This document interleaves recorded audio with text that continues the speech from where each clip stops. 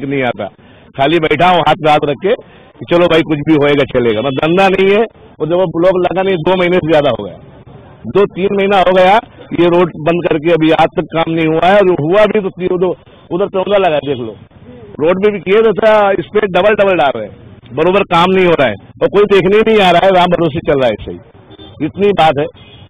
Sir आप भी सरकार से जुड़े हुए हैं, तो आप तक जिस तरीके से लोगों की समस्याएं आ रही हैं, तो किस तरीके से आप चाहते हैं कि उनका निवारण हो, इन सारी चीजों को समाधान कैसे मिलेगा उनके प्रॉब्लम्स को? नहीं मैडम, बात यह है कि यहाँ पर हीरानंदानी जैसी इतनी बड़ी एरिया जो तैयार हुई है, हीरानंदानी एक बहुत बड़ा स्टेट है। आप जाके देखेंगे कि हीरानंदानी ने जो जगह एक्वायर्ड किया है उसके अंदर भी बीएमसी गार्डन दिए हुए हैं बच्चों को खेलने के लिए, मगर वो सब बंद है। वहाँ पर प्राइवेट बच्चे जा नहीं सकते, आ नहीं सकते, वहाँ वो कैंपस में भी अपने बच्चे घूम नहीं सकते, तो वो मतलब नहीं है वो गार्डनों का, क्योंकि वो पूरा उन्हीं के अंडर में है। और दूसरा है कि यहाँ की समस्या का निवारण करने के लिए मेरे ख्याल से यहाँ के लोकल जो लीडर है उन लोगों ने ख्याल लेना चाहिए। यहाँ पर पुलिस स्टेशन नहीं है, जो पानी की टाकी बनाई हुई है उसको कोई संरक्षण नहीं है। कल को अगर किसी ने उसके अंदर जहर डाल दिया, पूरी पवई एक रात में ठप हो जाएगी।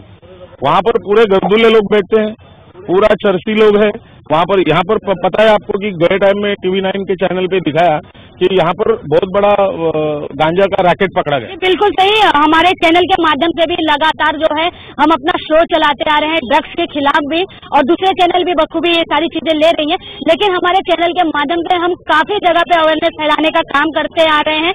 उसी तरीके से हम और भी लोगों से आखिर जानेंगे कि क्या क्या समस्याएं हैं आखिरकार यहाँ के पवई इलाके का। अगर हम पवई इलाके की बात करते हैं तो कितने प्रॉब्लम्स आपको झेलने पड़ रहे हैं इन सारी चीजों को लेकर। सर आपसे जानेंगे, आप भी यहीं के रहीवासी, यहाँ आप भी यहीं के रहीवासी हैं, तो किस तरीके से मार्केट और मेन गेट में जो ब्रिज है, फ्लाईओवर ब्रिज है, उसके ऊपर एक बार रात को लाइट नहीं है, रात को सब लोग दारू पीते हैं और सब ड्रग्स का नशा करते रहते, तो शाम के बाद 7-8 बजे के बाद कोई आदमी वहाँ से क्रॉस करना बहुत रिस्की हो गया। जी बिल्कुल सही, इनका भी कहना है कि काफी रिस्की हो चुका है पवई इलाका, क्योंकि यहाँ पर समय समय पर पुलिस का राउंड अप नहीं होता है, सारी चीजें नहीं होती, न बीएमसी न सरकार न यहाँ के नगर सेवक उन पर ध्यान देते हैं। हमारी संवाददाता लगातार यहाँ पर सर्वे करते हुए आ रही है कि आखिर जो ये पवई इलाका है काफी पॉश इलाका माना जाता है, बावजूद इसके यहाँ पर किसी तरह की असुविधा को अगर देखकर हम अगर दिखाना चाहें तो काफी आश्चर्यजनक बात होगी कि पवई इलाकों में भी इस तरीके की प्रॉब्लम जो है लोगों को झेलनी पड़ रही है। प्रियंका आपसे जानेंगे कि आखिर किस तरीके की प्रॉब्लम जो है यहाँ पर लगातार लोगों को घेरता जा रहा है। अगर हम खेलने कूदने के लिए मैदान की बात करें तो किस तरीके की सुविधा यहाँ पर लोगों को दी गई है? प्रेम, तो पहले तो मैं आपको बता दूं, पवई में काफी अच्छे कॉलेजेस है, काफी अच्छे स्कूल्स है। IIT की बात करते हैं, वर्ल्ड क्लास एजुकेशन की बात करते हैं तो काफी अच्छे स्कूल कॉलेजेस हैं, लेकिन खेलने कूदने की बात करें तो वही सीमित हो जाता है कि स्कूल का प्लेग्राउंड होता है तो कभी स्कूल के बच्चे खेल लेते हैं। ये एक चीज जो नोटिस की गई है कि एक अर्बन रूरल डिवाइड जो है वो देखने को मिलता है ऐसे इलाकों में। बात की जाए पवई की, अंधेरी की, जो गरीब जनता कह सकते हैं, या जो कहते हैं कि हम लोअर मिडिल क्लास या लोअर क्लास की जनता होती है, वो उन्हें ये सब चीजें नहीं मिल पाती। जो हाई क्लास या फिर रिच क्लास के जो अर्बन लोग रहते हैं, जो अच्छी सोसाइटीज में रहते हैं, उन्हें खेलने कूदने की कोई समस्या नहीं है। लेकिन बीएमसी गार्डनों की बात की जाए तो वहां पर सही तरह से मेंटेनेंस नहीं हो पाता है, घास उसी तरह से उगी रहती है, ना प्रॉपर मेंटेनेंस किया जाता है। बच्चे कैसे खेले, इतनी नी लेंथ जो है ग्रास रहती है, मेंटेनेंस होना चाहिए सही तरीके से। जिस तरह से फंड्स मिलते हैं, मैं आपको बता दूं बीएमसी के हर वार्ड को प्रॉपर फंड्स मिलते हैं, हर वार्ड के लिए फंड्स रहते हैं, उन्हें यूटिलाइज करना बहुत ज्यादा जरूरी होता है। हर लेवल पे फंड दिए जाते हैं, इवन कॉर्पोरेटर्स को अलग फंडिंग रहती है। लेकिन मैं नहीं देखती कि जिस तरह से जो फंड का यूटिलाइजेशन होता है वो इसी तरह से होता है कि कभी कोई रोड खोद दी जाती है तो बोलते हैं इस रोड की मरम्मत का काम कर रहे हैं, लेकिन जिस तरह से अगली बारिश में उसकी पोल खोल होती है तो वापस से वो रोड गड्ढा बन जाता है। जी प्रियंका, सही आपने बताया कि जैसी बरसात आती है तो बीएमसी का जो कथनी और करने की बात होती है वो सामने आ जाता है। अगर हम यहाँ के रोड की अगर प्रियंका बात करें तो कहीं न कहीं इस रोड को खाली नाम मात्र के लिए बनाया जा रहा है। जी बिल्कुल, जैसे बोलते हैं कि ईयर एंडिंग होती है तो हर कोई अपना अकाउंट सही करने की कोशिश करता है, हर कंपनी में ये हालत होती है। वैसे ही हम बोल सकते हैं कि बीएमसी की भी हालत है, जैसे उन्हें लगता है कि उनका जो रोड का टेंडर पास हो गया हो, वैसे ही इंफीरियर क्वालिटी के मटेरियल्स लेके बनाना शुरू करते हैं। क्योंकि मेरा एक सवाल है, अगर रोड की मरम्मत सही तरीके से की जा रही है तो फिर वो अगली बारिश तक क्यों नहीं टिक पाती? अगली बारिश के पहले फवारे, क्योंकि मुंबई में अगर बात की जाए तो इतनी खासा बरसात अब बहुत कम देखने मिलती है कि जोर से बरसात हो, लेकिन जिस तरह से जो बरसात होती है, स्टार्टिंग में जो बारिश होती है, उसमें ही सब गड्ढे दिखाई देते हैं। तो अगर आप अच्छे मटेरियल का यूज कर रहे हो, अच्छी क्वालिटी की चीजें यूज कर रहे हो, अगर आप सही तरीके से रोड की मरम्मत कर रहे जो प्रॉपर जो सीमेंट जो रेत का मिश्रण होता है अगर सही तरीके से हो रहा है, जो विड्थ की बात की गई थी तमाम सारे लोगों ने, अगर वो विड्थ आप मेंटेन कर रहे हो तो फिर रोड में गड्ढे कैसे आ रहे हैं? जी बिल्कुल सही, आपका बहुत सही सवाल है उन सभी लोगों से कि आखिरकार जो ये रोड के गड्ढे होते हैं आखिर वो क्यों अगली बरसात तक टिक नहीं पाते। अगर आप अच्छे मटेरियल यूज करते हैं तो जो रोड का मरम्मत होता है वो कम से कम 5 से 6 साल तक टिक सकता है, बावजूद इसके हर साल उस रोड को बनाया जाता है। सर आपसे जानना चाहेंगे किस तरीके की रोड की प्रॉब्लम है, बिजली की बिल की प्रॉब्लम है या पानी के बिल की प्रॉब्लम अगर कही जाए तो किस तरीके से आप लोगों को इस प्रॉब्लम से झेलनी पड़ रही है?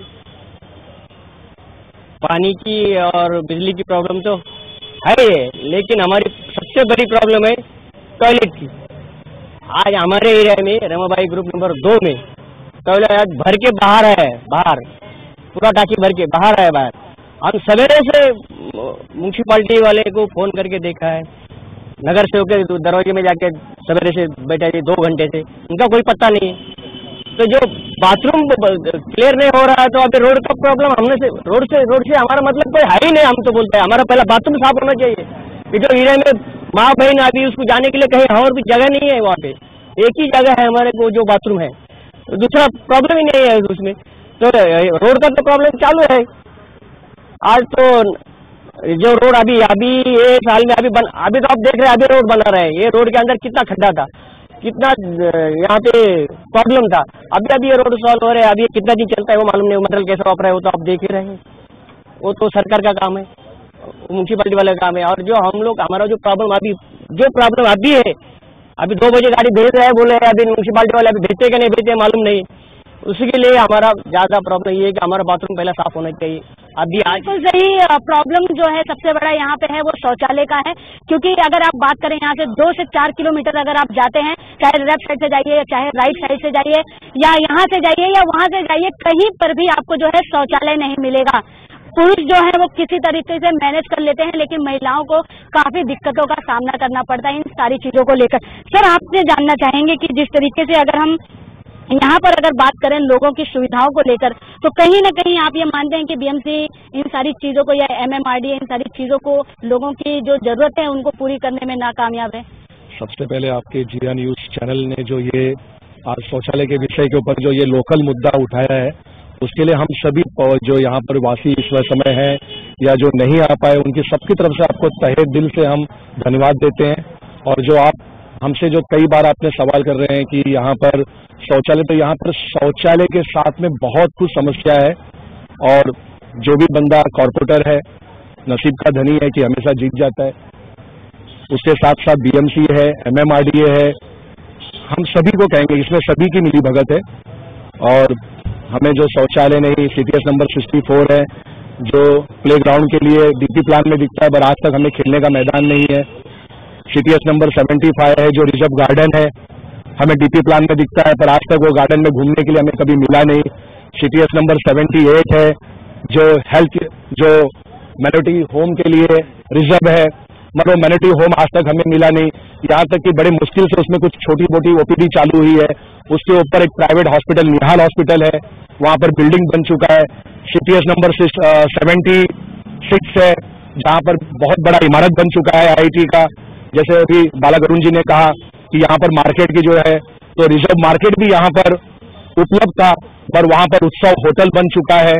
तो जितने भी सीटीएस हैं वो खाली डीपी प्लान में बड़े अच्छे लगते हैं देखने के लिए, पर ये मूलभूत सुविधाओं से हम आज तक वंचित हैं। जी बिल्कुल सही। जो है यहाँ के रहवासी जो यहाँ से छोटे से बड़े हो गए, लोग जवानी से बूढ़े हो गए, लेकिन जो उनकी सुविधाएं हैं वो अब तक उनको नहीं मिल पाई है। सर आपसे जानना चाहेंगे कि जिस तरीके से आप भी यहाँ पर रहे हैं, आप भी छोटे से बड़े हुए यहाँ पर पवई इलाके में, तो कितनी आपने अब तक डेवलपमेंट देखी है पवई में? डेवलपमेंट तो सिर्फ बिल्डरों ने की है, उनके बड़े बड़े बिल्डिंग, हाई राइज बिल्डिंग, 40-40 मरले के बिल्डिंग्स हुए, पर लोगों की जो मूलभूत सुविधा है, टॉयलेट है, मैदान है, स्कूल है, मैटरनिटी होम है या फिर समाज हॉल है, ये सब अभी तक इसका डेवलपमेंट हुआ नहीं है। मैं आपके माध्यम से बताना चाहता हूँ कि पवई वार्ड नंबर 115 ऐसा वार्ड है कि जहाँ पर सबसे ज्यादा ओपन प्लॉट बीएमसी ने रिजर्व करा दिए है, पर वो ओपन प्लॉट ज्यादा से ज्यादा ओपन प्लॉट हीरानंदनी कॉम्प्लेक्स में रहने के कारण, हीरानंदनी कॉम्प्लेक्स के रहने के कारण वहां पे उस पर कोई आरक्षण नहीं हुआ है। मतलब एक बार अगर हीरानंदनी कोई उनका कॉम्प्लेक्स डेवलप करते तो उनको एक सर्टन अमाउंट ऑफ लैंड उनको देना पड़ता है बीएमसी को, पर वो वहाँ पे कोई भी आरक्षण वो वहाँ पे लाते नहीं है। और वहाँ पे सबसे ज्यादा हमारे यहाँ पे 5 या 6 ओपन ग्राउंड है। और यहाँ पे जो स्कूल है हीरानंदानी में, उनके स्कूल के बाजू में जो पीजी था उन्होंने अभी एसजी कर दिया, मतलब पीजी मतलब प्लेइंग ग्राउंड था वो अभी स्कूल ग्राउंड कर दिया। मतलब वहाँ पे लोगों को जाने के लिए एंट्री नहीं है। वहाँ पे मैंने जब बीएमसी से बात की कि बाबा आप एक वहाँ पे बोर्ड लगा दीजिए, जो भूखंड ये बीएमसी के हैं उस पे आप बोर्ड लगा दीजिए और वहाँ पे एक लिख दीजिए कि बाबा ये टाइम पे लोगों को आम पब्लिक को वहाँ पे जाने के लिए परवानगी है।